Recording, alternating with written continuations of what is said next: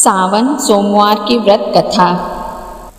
एक साहूकार था जो भगवान शिव का बहुत बड़ा भक्त था। उसके पास धन धान्य किसी भी चीज की कमी नहीं थी, लेकिन उसकी कोई भी संतान नहीं थी और वह इसी कामना को लेकर रोज शिव जी के मंदिर में जाकर दीपक जलाता था।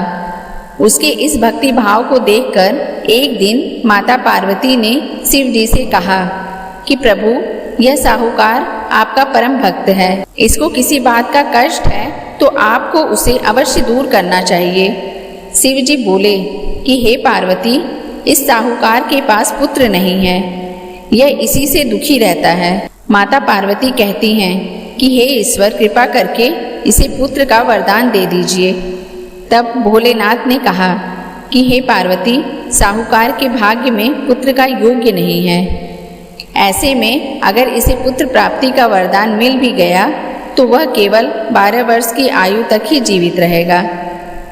यह सुनने के बाद भी माता पार्वती ने कहा कि हे प्रभु, आपको इस साहूकार को पुत्र का वर देना ही होगा, अन्यथा भक्त क्यों आपकी सेवा पूजा करेंगे।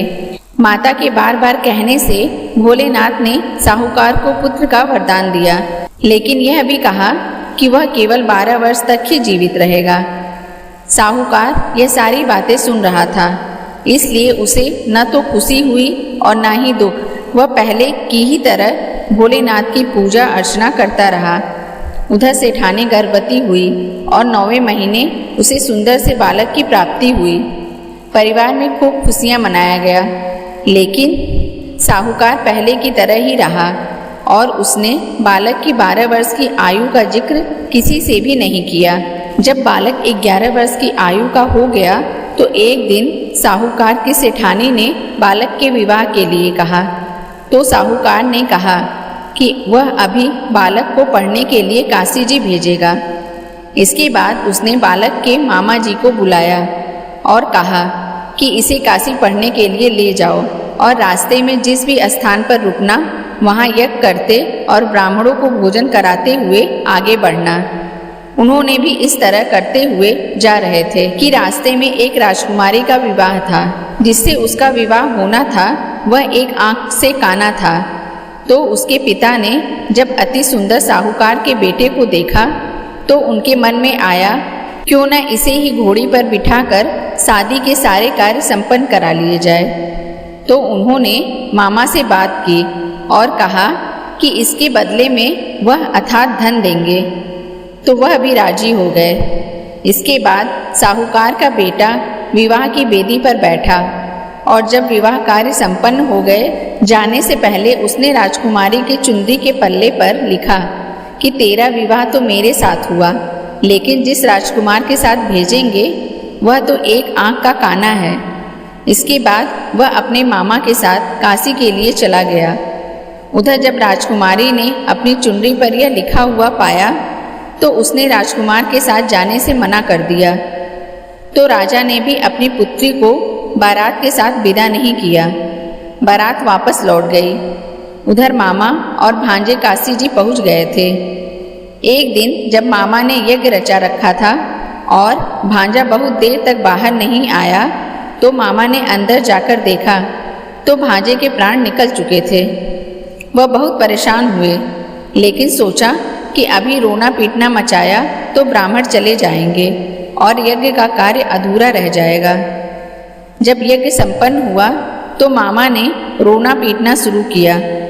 उसी समय शिव पार्वती उधर से जा रहे थे तो माता पार्वती ने शिव जी से पूछा कि हे प्रभु, ये कौन रो रहा है।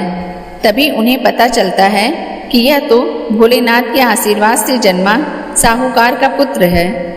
तब माता पार्वती कहती हैं कि हे स्वामी, इसे जीवित कर दें, अन्यथा रोते रोते इसके माता पिता के प्राण निकल जाएंगे। तब भोलेनाथ ने कहा कि हे पार्वती, इसकी आयु इतनी ही थी सो वह भोग चुका, लेकिन माँ के बार बार आग्रह करने पर भोलेनाथ ने उसे जीवित कर दिया। लड़का ओम नमः शिवाय करते हुए जी उठा और मामा भांजे दोनों ने ईश्वर को धन्यवाद दिया और अपनी नगरी की ओर लौटे।